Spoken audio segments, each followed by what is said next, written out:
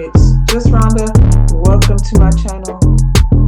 What's up, y'all? It's me, Rhonda. What's up, y'all? It's just Rhonda, and I'm back to talk about. What's up, y'all? Welcome to my channel. It's just Rhonda. 01 if you know me. We're about to get into this review of Love and Marriage Detroit Season 2, Episode 2.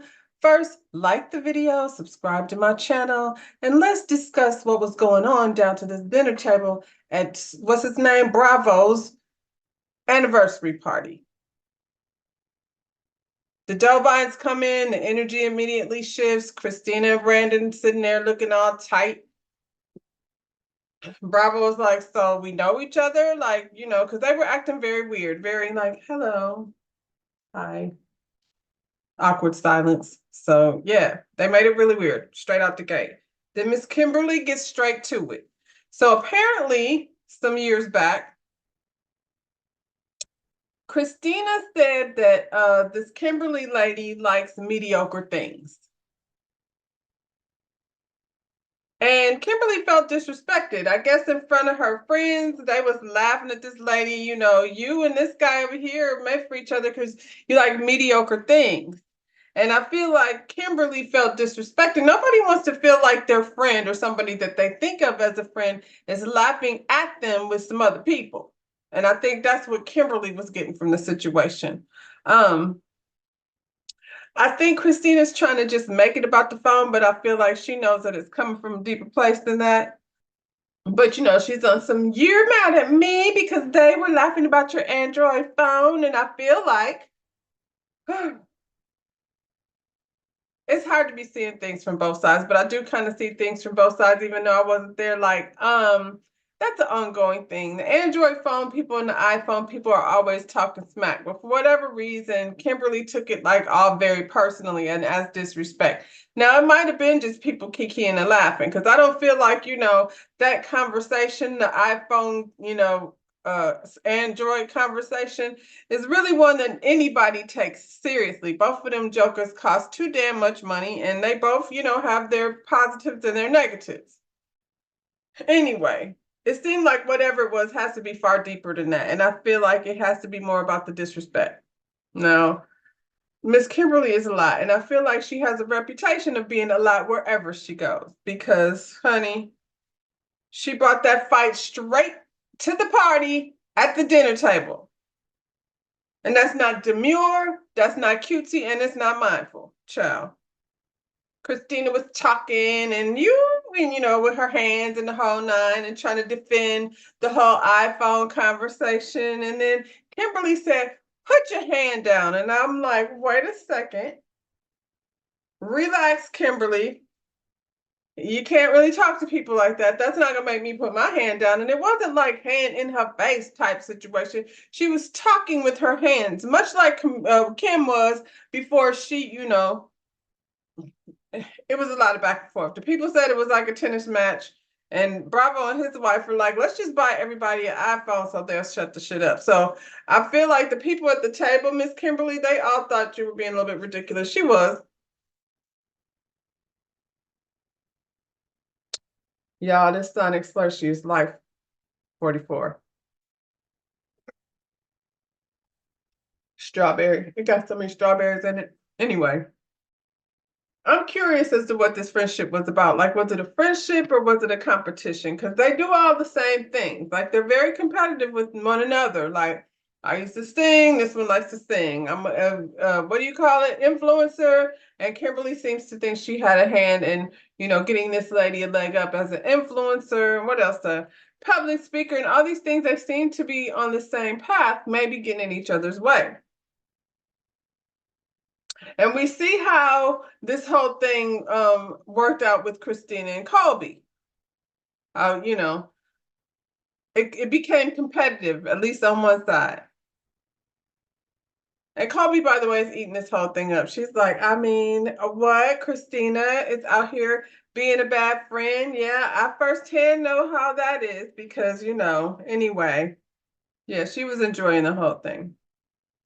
Hell, Christina probably learned it for Kimberly since Kimberly was the mentor. She probably learned how to stop a bitch from getting in your way of being a #1 influencer and things, and stepping on people's coins, and they out there go getting it in the name of friendship. All of a sudden, Dr. Latoya wants to make an announcement. Well, I just want everybody to know I didn't invite them here. I invited them here because they hadn't been out. What did I say? Guilty dog will holler. Latoya, what is you even talking about? Why is you bringing that up? You invited them because you invited them. And Christina said, and I agree with her, just be real about what it is. You brought this lady over here because you knew she had a problem with Christina, you knew she had a problem with Christina. And you do all of a sudden, out the blue, like you were very passionate about the whole Colby thing. And now you want to act like I'm just falling back. But my best friend here, Miss Kimberly, wants to, like, I don't know, snatch the lady's wig off.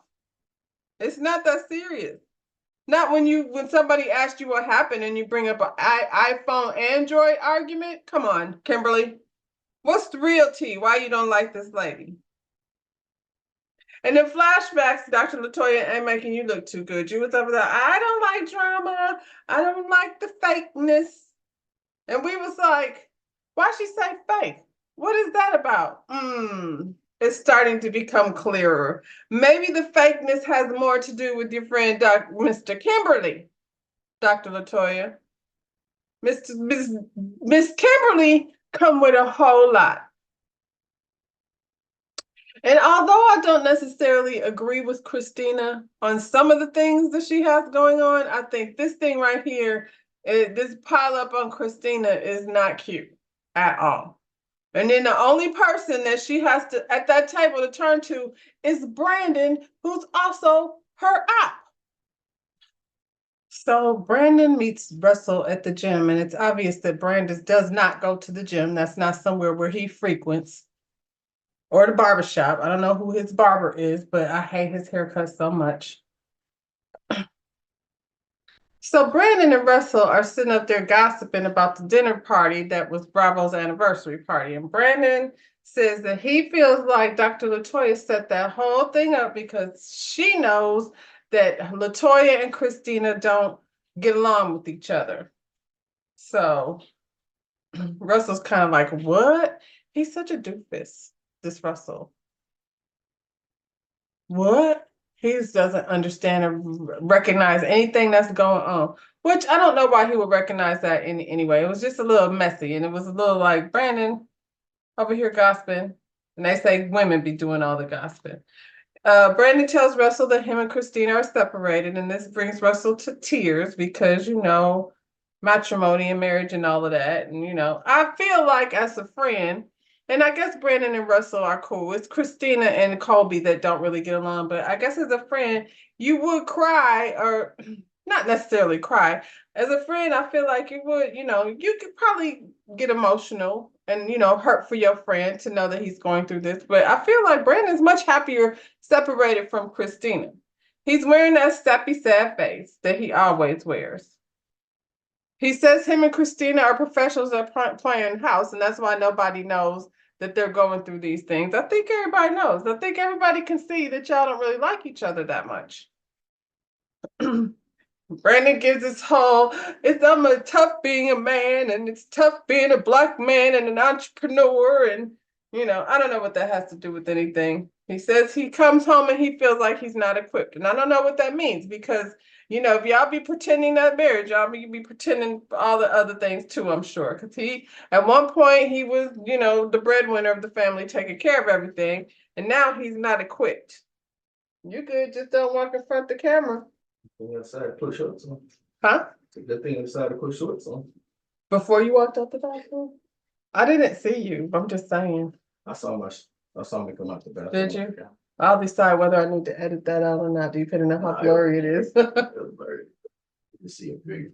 Anyway, Christina meets her friend Chelsea over at the dance studio. Say what? You was recording? Yeah, I never stopped recording. Oh, okay. Be careful out there. At least it wasn't like, ooh, Michelle, ooh, my Michelle. Shout out to Shannon Sharp. Should I edit that out? You don't want to talk anymore? So Christina meets up with her friend Chelsea over at the dance studio. And she's gonna practice her vocals and her dance moves and things. Apparently Chelsea is a product of the Star Factory. So I don't know if that means Brandon brought her up or brought her on or trained her or what have you, but Christina says she's the best in town to go to. So she says she gave up her dreams of being an artist because Brandon told her he didn't marry no artist. And as a submissive wife, it was her job to give up her dreams of being an artist so Brandon can pursue his dreams of creating artists. Child. That's what I'm talking about. And Brandon, from what let him tell, it was miserable from day one. He was over there on Dustin Ross' channel talking about he married Christina because he was attracted to her, what have you, and he was able to talk to her and things. And then he got there, they got married, and she switched on him, and nothing he was right. And she got put the hammer down and told him all the things that he was gonna need to be in order to be a good husband. I feel like they both had a little bit of that going on. He told her she wasn't about to be no artist because we saw him say it. It was flashback. He said he didn't marry no artist. I don't know what that means. Like for her, it translated into give up your dreams and be a submissive wife. To Brandon, who's a Black man entrepreneur out here in these streets, just trying to make things happen. I don't know if it happened. Clearly in Detroit, that he had a reputation for being the star maker. Chelsea went over there to the Star Factory, and Kimberly, I think, did. At least she used to be a singer or something. So, he named some other names that came through the Star Factory. I don't know what Brandon is doing over there. Not working out and not getting a good haircut. That much I do know. Sitting over there at his mama's house. Talk about how he been miserable for the last 14 years. He been miserable, she been miserable, but for whatever reason, they seem to think God is forcing them to stay married to each other. I'm glad to see Chelsea because we like Chelsea from last season. Christina is gonna need a friend, a real friend, since these ladies over here have decided to team up against her. And Christina's not my favorite, but that's annoying when everybody teams up against one person. Now, she said, she's not her yes man. She's not her A-man corner. We'll see, Chelsea. I hope not. If you're going to be real friends, you should be able to be honest with your friend. But I don't know if honesty is something that Christina is going to be okay with. And Lord forbid, Chelsea, that we all like you and you end up, being a breakout star of some sort. Just be a friend of Chelsea. Just be her friend over there when she needs to shoot a scene where she could have her guard down because these ladies is over here coming for her. And so is her husband, who clearly is, he coming for her over here, over in interviews. Like Brandon takes every opportunity he gets to tell the people how much he doesn't really like Christina and they never really were supposed to be together. That's his story, child. Chelsea asked her about Brandon, and she said Brandon throws a divorce word around every time he gets mad or things gets to be too much for him. And according to him, too much is about the time when he gets home after being a Black man entrepreneur out here in these streets. And there was some talk of infidelity, but we see how Brandon do down to the studio, sending text messages and things, telling other women how much he can't stand his wife, his artists and things, his female artists that he's over there creating stars with over at the Star Factory, Hit Factory, Star Factory. Sounds like they've been separated before too. I don't know, like something she said, like when he's gone, and she hopes that he will, get it in his mind that he prefers being at home than away, or something she said. I feel like when they're talking to other people, like when he's talking to Russell or she's talking to Chelsea, they never talk about the love they used to have and how much, they miss what they used to have. And that somehow they've come to this place where they feel disconnected. That's not what they talk about. They talk about how much they couldn't really stand each other from the very start. She didn't say couldn't stand, but she did say like he wasn't like getting shit together or, waiting on him to become the man he was supposed to be. Whatever it was that he was, was not what she wanted. And he was over there being miserable also from day one. When she put the hammer down and told him what type of husband and expectations she had. He doesn't like expectations. He wants you to take him for the person that he is. I don't think God is forcing them to be together. I think Christina's into pretending because she's an image and influencer and socialite and all these things, and it looks a certain type of way to her. And Brandon doesn't want to be that. He wants to be the mover and the shaker. So Russell and Kobe have this little sit down and they're discussing her pregnancy and how this time around she's experiencing what she calls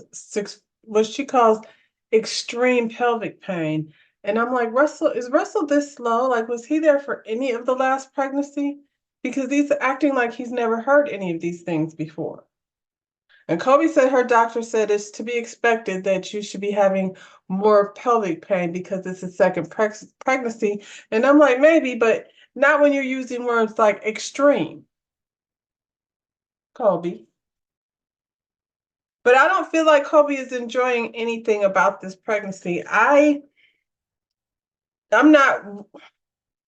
wasn't one of these people that enjoyed, just loved being pregnant. I kind of was like the opposite. I did not love being pregnant, but I didn't sit up and have any type of expectations of the sex of the baby either. So Kobe, I don't know what's going on with that, but she seems pretty unhappy about all the aspects of being pregnant.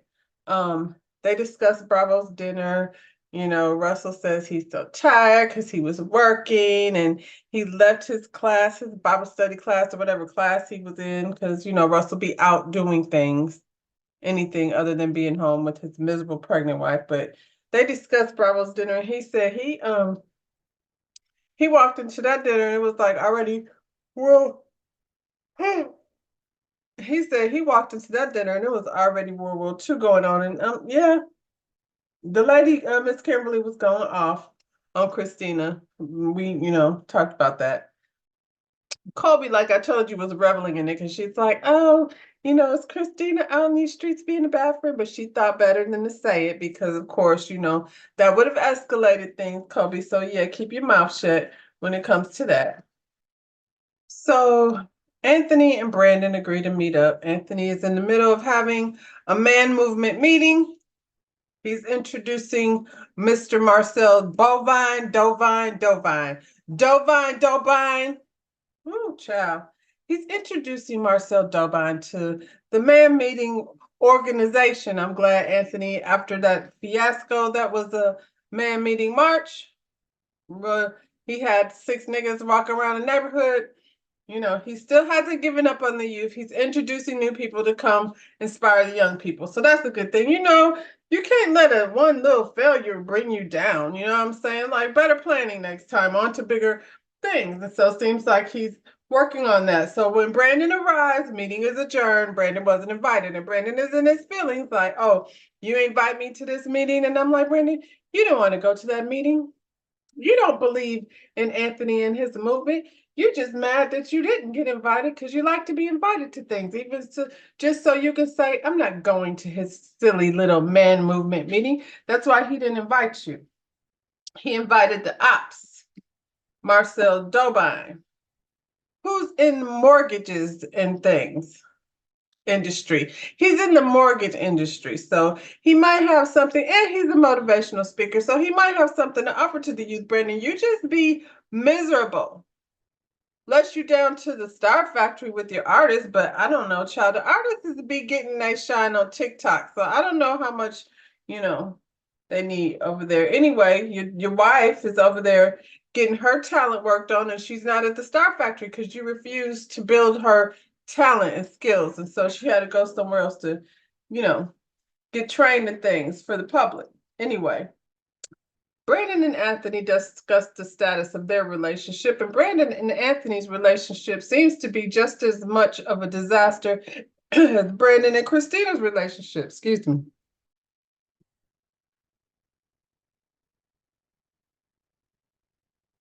Child, I poked a hole in my Sonic cup and now I had to put my slushie in a different cup. Anyway, they discussed what happened at the showcase, and Anthony doesn't seem to think that there's anything wrong with the way he handled things at the showcase. And I said, Anthony,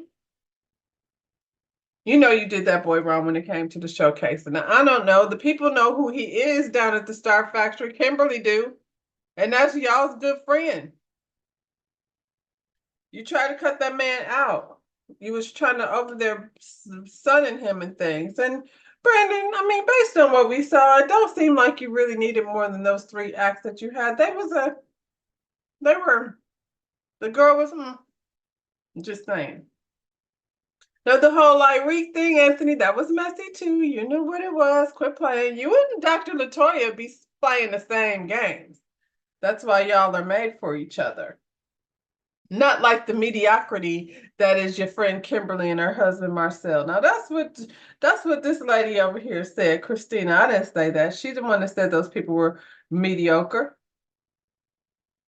Now Brandon wants to switch over to Bravo's dinner. Boy, he really wants to discuss Bravo's dinner about how Dr. Latoya brought the ops over there. And I'm like, Brandon, you're the ops. You're a bigger op than they are.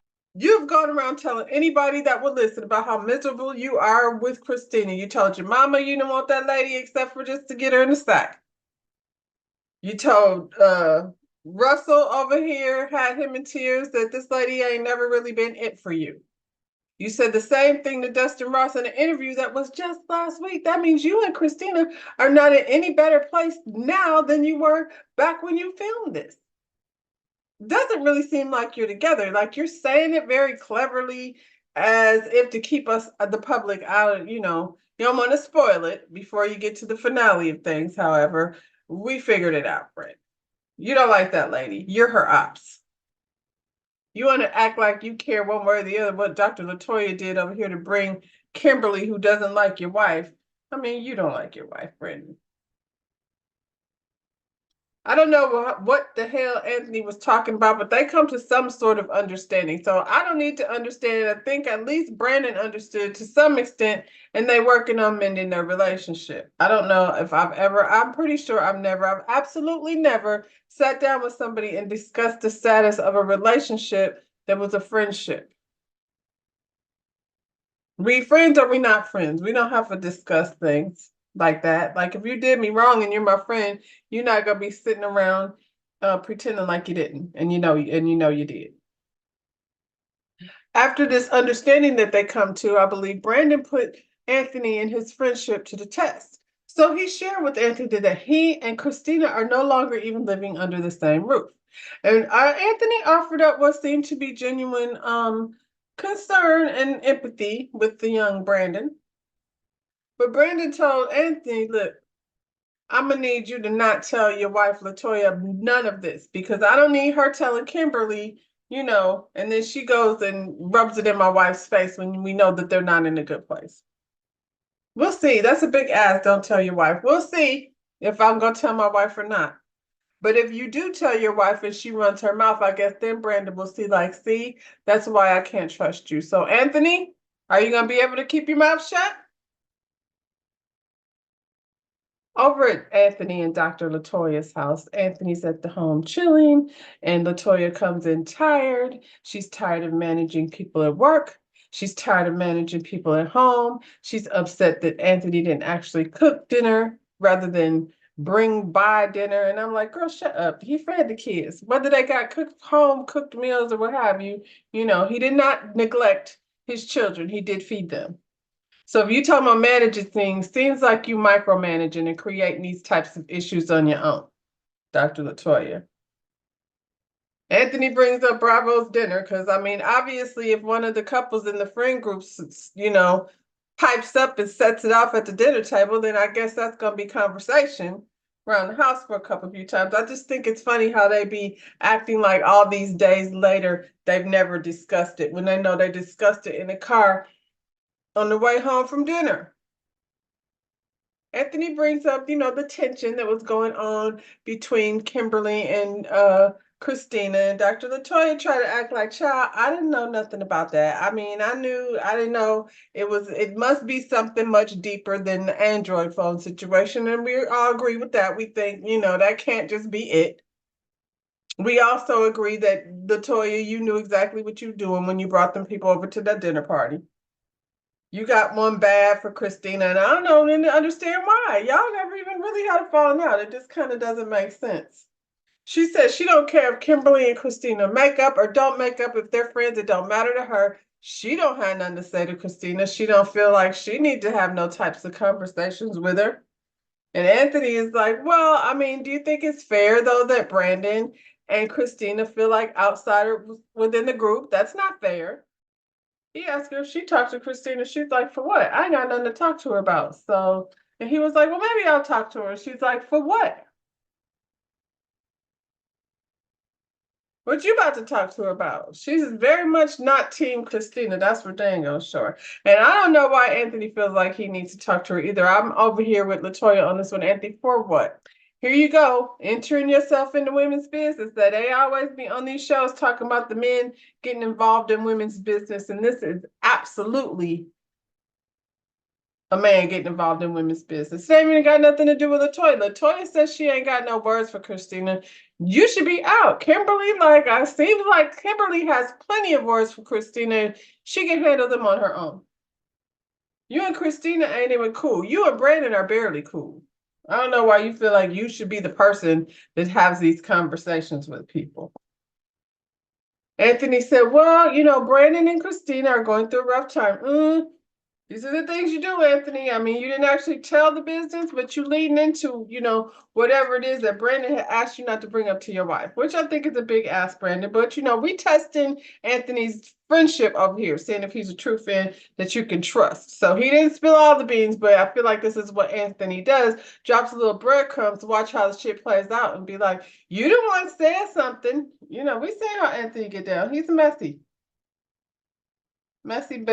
boots. At the end of the day, Dr. Latoya was like, you can talk to her if you want to, but don't get yourself involved in their business because that's what it's going to turn out to. You could be going over there as a friend, which he's not her friend, so I don't know why he feels like he needs to talk to her. But she said you could go over there, and if you want to have a conversation as a friend, I don't have no problem with that. But just know, at the end of the day, these people are going to be over there saying you were involving yourself in their personal business. And you kind of are. Like, what do you want to have a conversation with Christina about? Do you want to talk to her about, I don't know, why she doesn't like Kimberly, which is none of your damn business? Or do you want to talk to her about why her and Brandon are living in separate homes? Either way, doesn't seem like any of it involves you, Anthony. So Anthony gonna do what Anthony want to do. The baby reveal party. Kobe doesn't want to have anything to do with the baby reveal party. She feels like she's looking at more pink than she is blue. She's walking around like she has a feeling that this is a girl, which she doesn't want, clearly. She doesn't even want to do the baby reveal party. Why? So if you find out it's a girl, you're going to be miserable, until the end. What did you say? Disappointed. I'm really confused by the word disappointed and how Kobe's acting based on how life works. You got a 50-50 chance. I feel like I've said this before. How do you go into a pregnancy and be disappointed with the outcome based on the gender? It just doesn't make sense to me. And then, I don't know if she's feeling this way because she feels like if she has another girl, then she gonna have to do it again. Like I said before, because we know she's going to do it again. She says she don't want no more kids. But over here in this land of matrimony, her job is to be submissive. And I mean submissive to her own judgment. She doesn't want 3 children. She just wants, to stop where she is. But does she? Because she really don't want to be a girl mom. She wants to be a boy mom. So is she going to be trying again for her own benefit or for Russell's benefit? I can't tell. And she said this whole gender reveal was like a good money move because the agency can now shop her around for baby stuff. And I'm like, hopefully they've already shopped her. Because if the people see how she really feels, don't nobody want her over there with her sad, sappy face, upset and disappointed because she's having a girl. Child. Girls are so time consuming. She's not even making sense, her excuses. You got to comb their hair.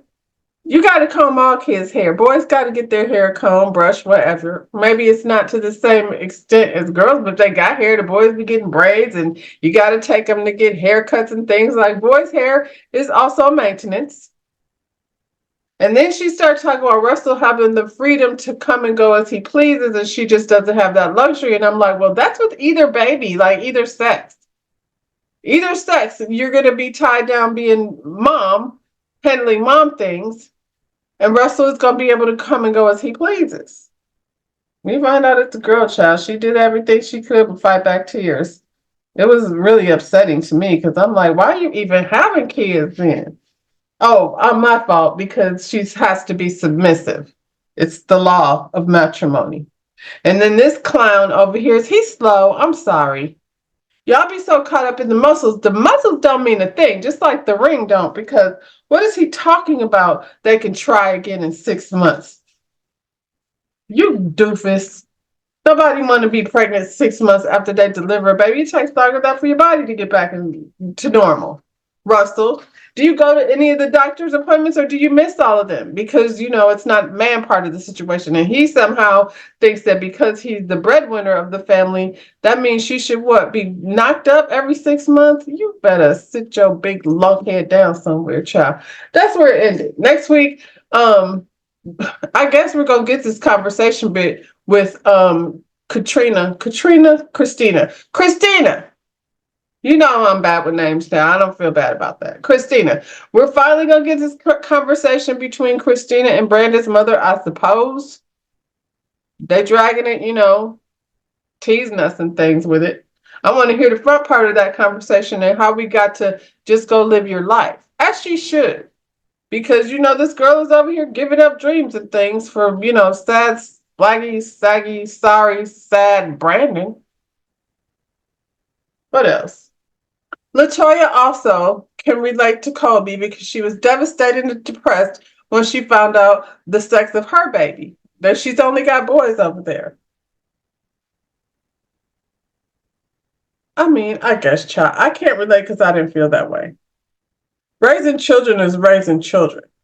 And the only difference with the sexes, I suppose, is the clothes you get to buy. Because all the other stuff is pretty much the same. And you can say hair combing is, a task. Well, then get somebody else to do. Ciao. And then Anthony has this sit down with Christina, and it doesn't look like it's going well, just like how we figured it wouldn't. So y'all like the video, subscribe to my channel, and we'll be back in Detroit next week. Bye, y'all.